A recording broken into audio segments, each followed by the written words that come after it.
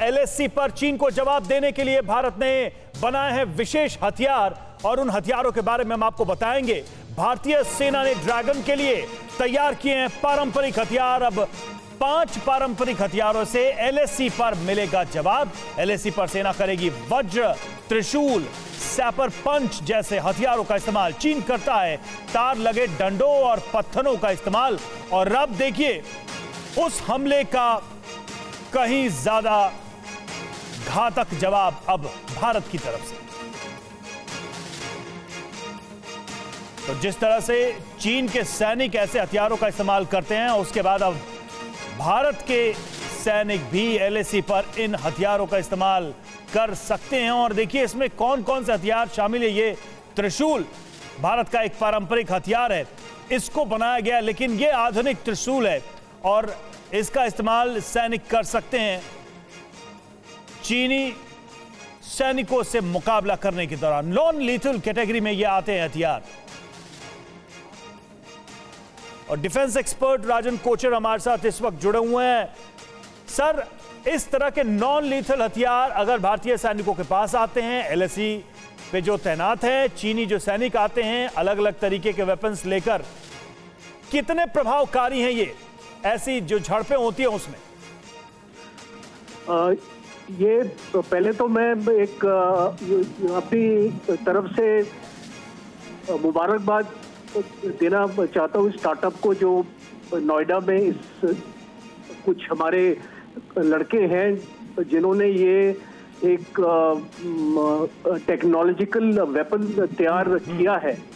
और ये एलएसी के ऊपर बहुत कारगर साबित हो सकता है, क्योंकि अभी तक जो हम लोग इस्तेमाल कर रहे थे वो एक डंडा या इसको ज्यादा तौर पे नोकीला जो डंडा हम इसको लेके इसको जाते थे और वो काफी इनफेक्टिव होता था, स्पेशली इसको पीएलए के अगेंस्ट। और ये जो अभी जो मैं इसको देख रहा हूँ आपके स्क्रीन पर, ये एक त्रिशूल है और एक ग्लव भी इन लोगों ने इसको बनाया है, जिससे अगर हमारे सैनिक वार करेंगे चाइनीज आर्मी के ऊपर, तो ये उनको सबसे इसको पहले तो एक शॉक इफेक्ट में डाल देगा, इमोबिलाइज उनको कर देगा। हो सकता है 3 या 4 मिनट के लिए वो टोटली इमोबिलाइज हो जाएंगे। और हालत में हमारे जो सैनिक हैं वो उनके ऊपर अच्छी तरीके से प्रहार कर पाएंगे। और सर इसमें इन हथियारों में एक शील्ड भी है, और वो भी जैसा आप कह रहे हैं कि विद शॉक इफेक्ट के साथ। अच्छा, अब ये जो शील्ड और ये जो त्रिशूल इसको बनाया है, मेरा एक सजेशन है खाली इनको इसको देने के लिए।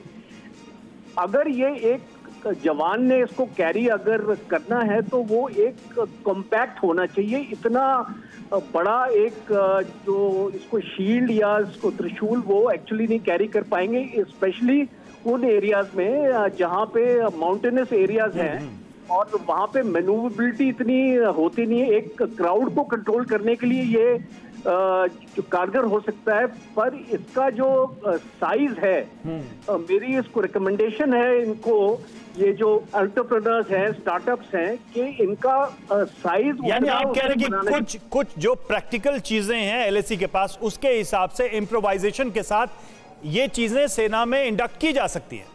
हाँ, बिल्कुल इंडक्ट की जा सकती हैं और ये एक स्टेप फॉरवर्ड ही रहेगा हमारे लिए। एंड स्पेशली जब चाइनीज आर्मी के पास भी इस टाइप के औजार होते हैं और वो हमारे अगेंस्ट भी इस्तेमाल हुए हैं, तो हमको भी उनकी टेक्नोलॉजी का मुकाबला करना चाहिए। बिल्कुल बिल्कुल। मॉडर्न वॉरफेयर में हर तरीके की चुनौती के लिए तैयार रहना बहुत जरूरी है। और ऐसे में अगर भारतीय सेना को ये अस्त्र शस्त्र मिलते हैं तो ये एक बेहतर कदम हो सकता है साबित। शुक्रिया आपका हमसे जुड़ने के लिए।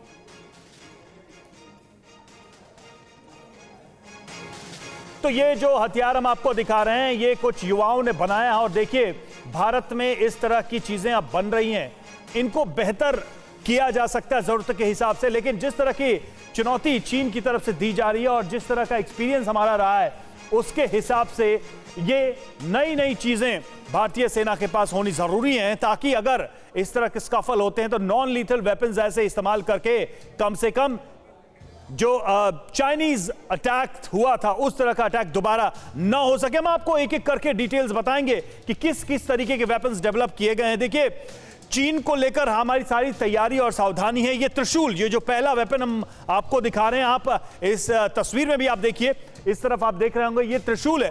क्या खूबी है इसकी?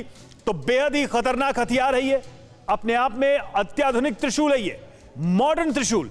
नोक इसकी पैनी है, तस्वीरें अभी हम आप साथ में देख सकते हैं। आप शरीर में पल भर में ये आर पार हो सकता है। बहुत ही शार्प त्रिशूल है। चलाने के लिए इसको ट्रेनिंग भी देनी पड़ेगी, सैनिकों को ट्रेन किया जाएगा अगर उनको इस्तेमाल करना होगा तो। और साथ ही इसमें शॉक भी लगेगा, करंट भी लगेगा, इस त्रिशूल के से करंट भी लगेगा। और त्रिशूल के बाद देखिए उसमें और चीजें कैसे इंक्लूड होंगी। बुलेट प्रूफ वाहनों में इसको लेके जाया जा सकता है, उनको पंक्चर कर सकता है। और सैपर पंच यानी कि बिजली चलाने वाला ग्लव्स भी इसके साथ जो बनाया गया, वो हम तस्वीरें आप देख रहे हैं इधर तस्वीरों में। ये देखिए वो ग्लव्स है जिसका यूज करने से झटका लग सकता है, दुश्मन पर पंच मारने के काम आएगा। उनको शॉक भी लगेगा, वो शुरुआती कुछ सेकंड समझ नहीं पाएंगे। और सैपर पंच की हम खासियत बता रहे हैं, करीब 8 घंटे तक बिजली से चार्ज रह सकता है, यानी कि 8 घंटे तक ये चार्ज रहेगा, एक्टिव रहेगा। वाटर प्रूफ है, 0 से 30 डिग्री के तापमान में काम कर सकता है। एलएसी को देखते हुए ही उसी हिसाब से इसको बनाया गया। और दंड, ये अगला दंड जैसे भारत में पहले होता था पुराने जमाने में, उसी तरीके का दंड, यानी कि बिजली से चलने वाला ये डंडा है, इलेक्ट्रिक शॉक देने में पूरी तरह सक्षम है। 8 घंटे तक ये बिजली से चार्ज रह सकता है, चार्ज करने के बाद 8 घंटे तक ये एक्टिव रहेगा और इसका इस्तेमाल भी किया जा सकता है। वाटर प्रूफ है, दंड की मार से बचना मुश्किल है, ऐसे में ये काफी कामयाब साबित हो सकता है एक तरीके से। और एक मेटल से बनी हुई लाठी, ये वज्र जिसकी हम बात कर रहे हैं, ये मेटल से बनी हुई लाठी है। दुश्मन को जोर का झटका देने के लिए इससे करंट डिस्चार्ज होगा, करंट इससे जाएगा और वो भी अपने आप में शॉक में डालेगा दुश्मन को झटके से बेहोश करने में सक्षम है। होश खो देगा दुश्मन अगर इसका वार उसको दिया जाता है, इसका शॉक दिया जाता है। तो ये तमाम खूबियां भद्र, ये अगला जो वेपन है वो हम बता रहे हैं, एक खास तरह की शील्ड या ढाल है। ये देखिए तस्वीर आप देख रहे होंगे, ये इसी की बात कर रहे हैं हम। और एक खास तरह की ये शील्ड ढाल है, यानी कि अटैक होगा तो बचाया जा सकता है। क्या पत्थर से अगर हमला होता है तो इससे बचाया जा सकता है। ये शील्ड अपने आप में काफी कैपेबल है बचाने के लिए, जो दावा किया जा रहा है जो मैन्युफैक्चरर जो हैं उनकी तरफ से। और इससे जो करंट है वो भी लगेगा तो जोर का झटका लगेगा दुश्मनों को। न्यूज़ टॉप 9 रोज सुबह 7 बजे और शाम 7 बजे सिर्फ TV9 भारतवर्ष पर।